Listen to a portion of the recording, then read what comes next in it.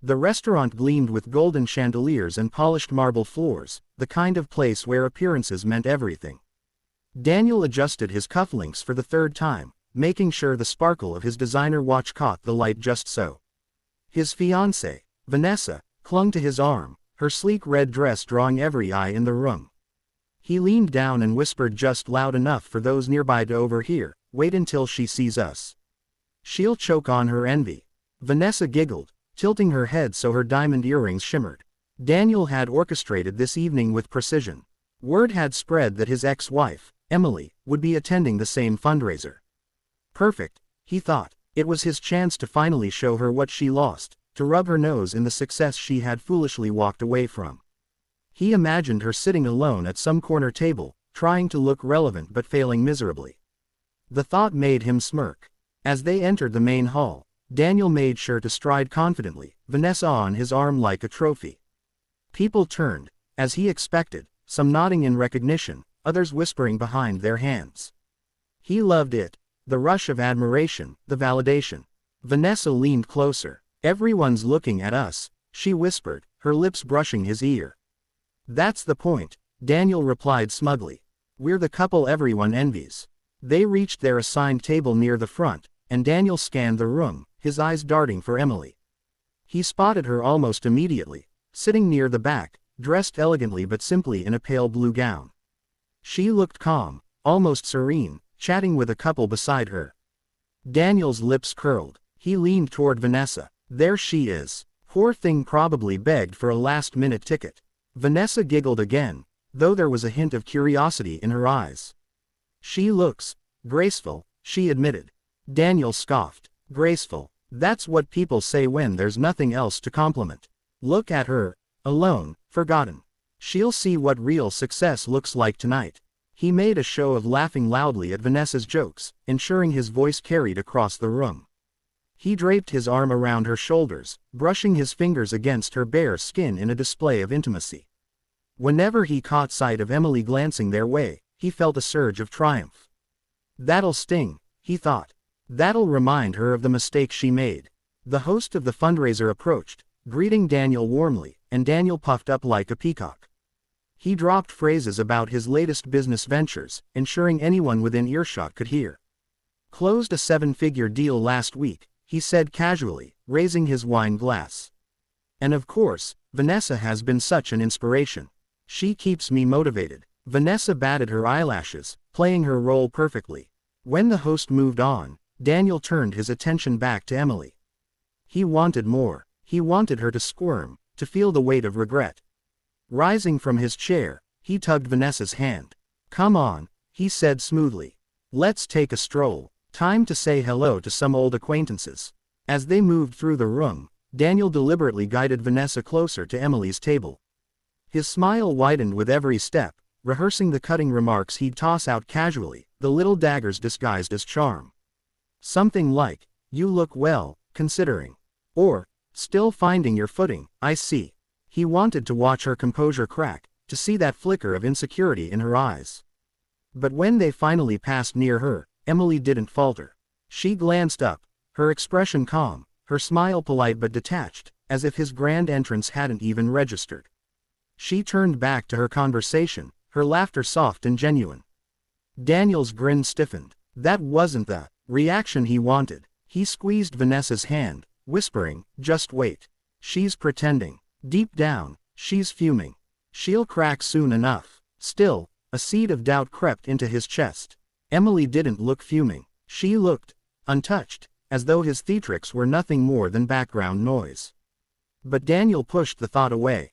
Tonight was his night. He was the star, and Emily, the woman who once dared to leave him, was just a forgotten extra in his story. Or so he believed. The evening stretched on, the hum of conversation blending with the clinking of crystal glasses. Waiters weaved through the tables, balancing trays of hors d'oeuvres, but Daniel barely noticed. His eyes kept darting toward Emily, irritation curling in his chest. Why hadn't she reacted the way he imagined?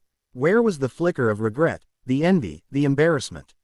She sat there as if his very existence didn't matter, laughing softly with the people around her, her posture calm, her smile effortless. Vanessa tugged at his sleeve. Danny, relax, you're glaring, she whispered with a teasing smile, though her voice carried a note of unease. I'm not glaring, Daniel muttered, forcing his lips into a smile. I'm just observing. But Vanessa wasn't wrong. Every time Emily's laughter reached his ears, Daniel felt the sting of being ignored. This wasn't how it was supposed to go. He was supposed to be the spectacle, the one commanding attention, the one she couldn't look away from. Instead, she looked as though she were living in an entirely different world, one where his theatrics didn't matter at all. Determined to break her composure, Daniel stood abruptly, nearly toppling his chair. Come on, he told Vanessa, his tone sharp but cloaked in false charm. Let's go greet the guests properly. I think it's time I said hello to Emily. Vanessa hesitated, sensing the edge in his voice. Are you sure that's a good idea? She seems happy. Exactly, Daniel said through clenched teeth. Too happy. Let's remind her who's really thriving.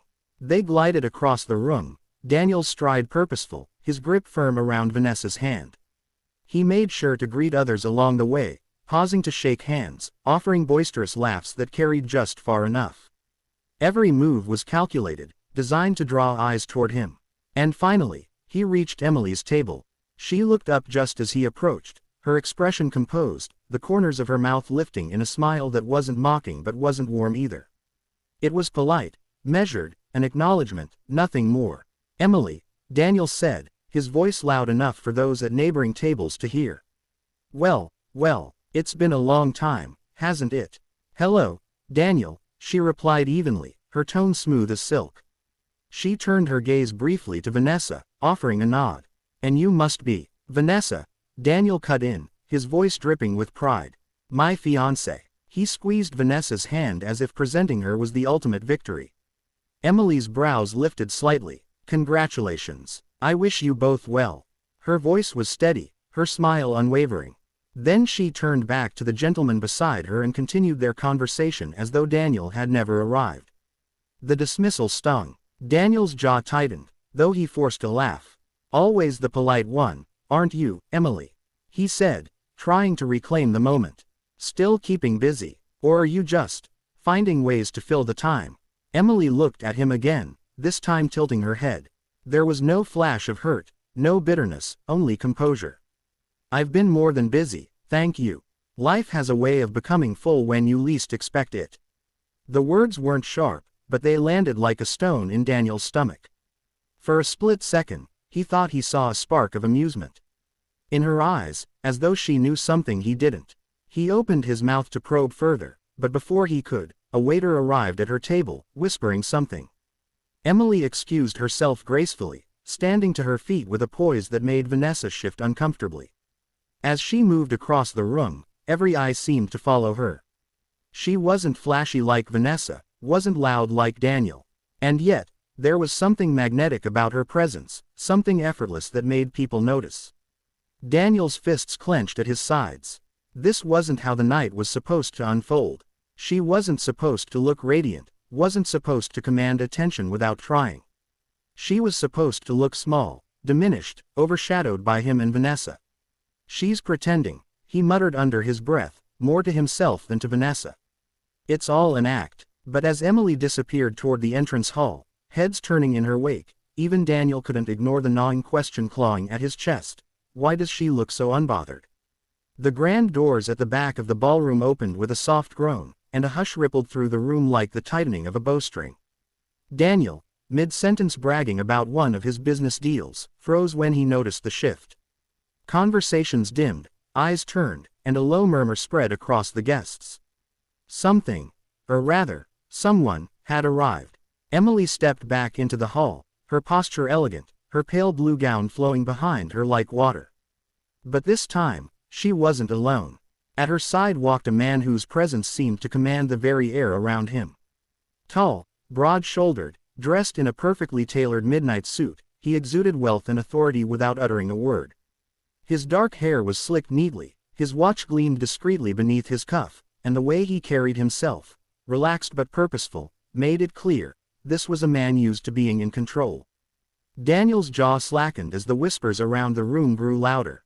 Isn't that Adrian Cross? Someone murmured nearby. The billionaire investor. The one with property across 3 continents. Another replied, I heard his net worth is in the billions, a woman whispered in awe. Daniel's stomach twisted. Adrian Cross. Here, with Emily. The billionaire placed a protective hand at the small of Emily's back, guiding her gently through the crowd.